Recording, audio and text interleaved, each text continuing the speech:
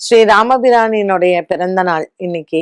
இந்த நல்ல நாள்ல நம்ம என்ன மாரியான தானங்கள் எல்லாம் செய்யலாம் அப்படின்னு பார்த்தீங்கன்னா, இது வெய்ய காலமாக இருக்கிறதுனால கண்டிப்பா நீர் ஆகாரங்கள் நீங்க நீர்மோர் குடுக்கறது, இல்லைன்னா தண்ணீர் பந்தல் வைக்கிறது.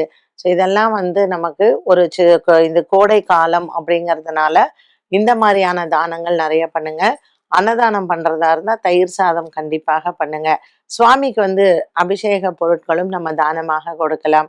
ஸோ திரவியங்கள், இளநீர், பாலு, பன்னீர், சந்தனம் இந்த மாரி திரவியங்கள் எல்லாம் நம்ம அபிஷேகமாக பொருட்களை கொடுக்கும் பொழுது, நமக்கும் இந்த கோடை காலத்தில் அதிகமான ஒரு வெப்பநிலையில உடல் ஆரோக்கிய குறைபாடுகள் வருது இல்லையா?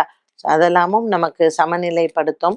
அதனால நீங்க எவ்வளோக்கு எவ்வளோ நீர், ஆகாரங்கள் தானமாக கொடுக்கறது, அதே மாரி பறவைகளுக்கெல்லாம் நீர் வைக்கிறது. ஸோ முடிஞ்ச வரைக்கும் ஏதாவது கோவில்கள்ல எல்லாம் இந்த யானை எல்லாம் இருக்கு இல்லையா? அதுக்கெல்லாம் இந்த தர்பூஸ் வாங்கி குடுக்கறது, அதெல்லாம் ரொம்ப விசேஷம். ஸோ நீங்க இதெல்லாம் பண்ணுவாங்களா அப்படின்னு நீங்க நினைக்கலாம்.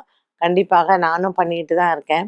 ஸோ கோவில்ல இருக்கக்கூடிய யானைகளுக்கு ரொம்ப தேவைன்னா, அதுங்களுக்கு வாக்கிங் போயே ஆகணும். இல்லைன்னா அதுங்களுடைய நடைப்பயிற்சி அப்படிங்கிறது டெய்லி இருக்கு.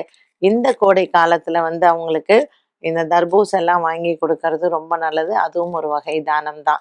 ஸோ உங்க ஊர்ல இருக்கக்கூடிய யானைகளுக்கு, கோவில் யானைகளுக்கு தாராளமாக இந்த தானத்தை நீங்க பண்ணுங்க.